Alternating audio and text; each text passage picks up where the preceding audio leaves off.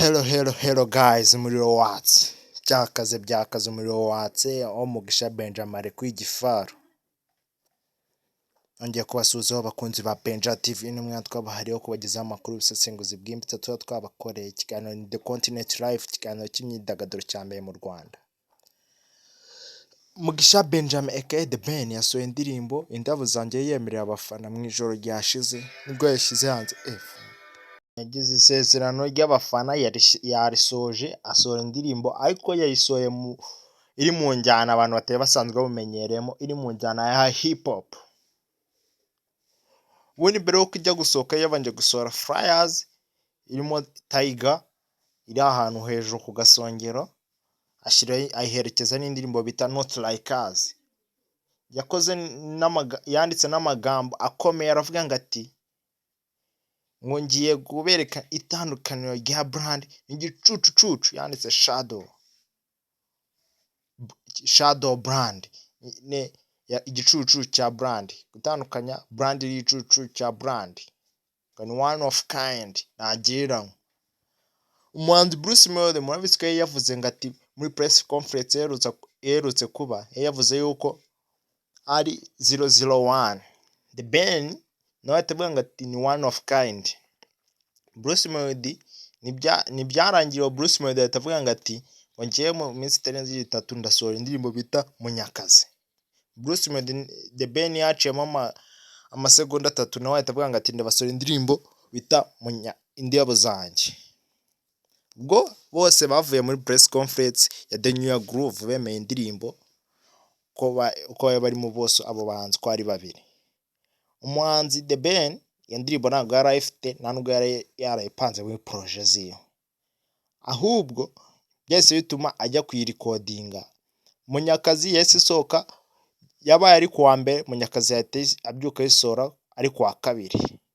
Munyakazi akimara gusohoka The Ben yesi ituma asubira muri studio kuri codinga, ese binamwinspira ajya kuri codinga inshuro ya kabiri bitewe n'ibyo yabonye Munyakazi asohoye mu ndirimbo biri kugaragara no mu mashusho. Hari aho agera agahuha umuntu wambaye umusatsi ukavaho agasigana uruhara, wambaye outfit ijya kumera nk'iya The Ben, ufite ubwanwa nabwo bujya kumera nk'ubwa Ben, ubona ko bajya gusa nyine mu mashusho.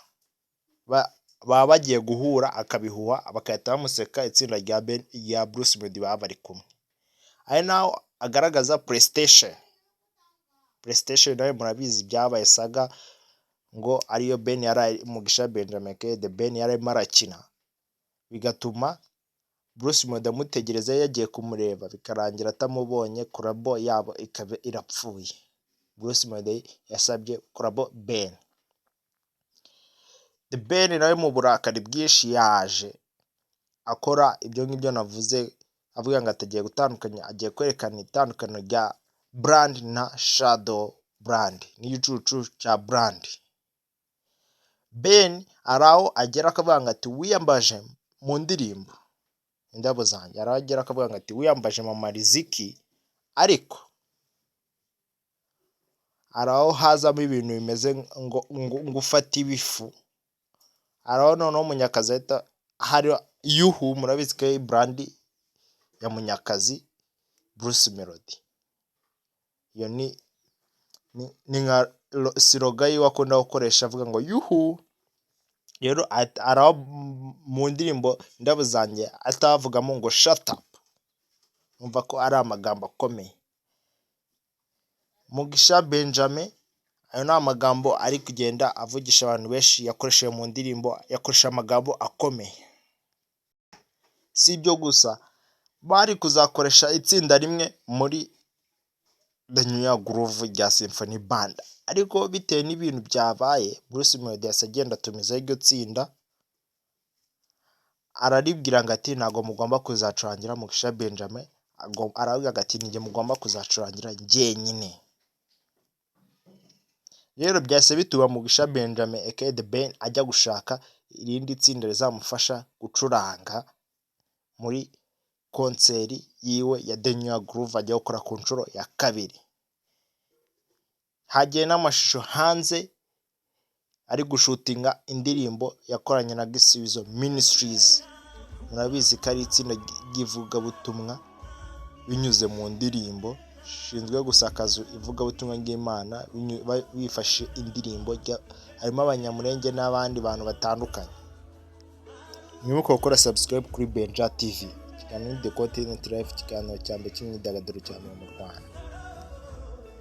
Prophet Joshua muramuzi, menyekaye cyane ubwo agenda ashyira amafaranga yanagira ahantu akenshi bamumenye mu bukwe bwa Benham, anagira amafaranga n'ahantu henshi. RIB rero yaje kumufunga bitewe n'uko bavuga yuko yagayishije ifaranga ry'u Rwanda, yagayishije agaciro k'ifaranga ry'u Rwanda. Rero akaba atari mu maboko ataraye, akurikiranwa n'ubugenzacyaha bwa RIB, akurikiranweho n'ibyaha bibiri: kugayisha agaciro k'ifaranga ry'u Rwanda no kutagaragaza umutungo wiwe aho yawukuye. Ibyo bihanisha gutesha agaciro amafaranga, ntabwo bijya munsi y'umwaka, ntabwo birenga imyaka 2.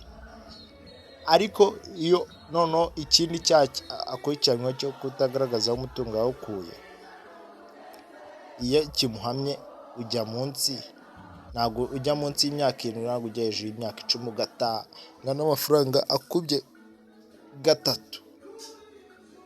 ayo udafitiye ubusobanuro, amafaranga udafitiye ubusobanuro aho wayakuye.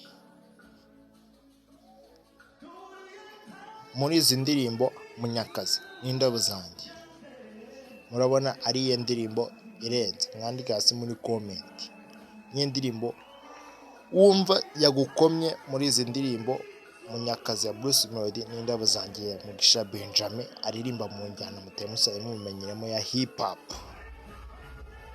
Murakoze. Ikiganiro cya mbere The Continent Life, mwe mwakurikiye iki kiganiro cyacu nakagaruka. Ciao ciao kuri Benja TV.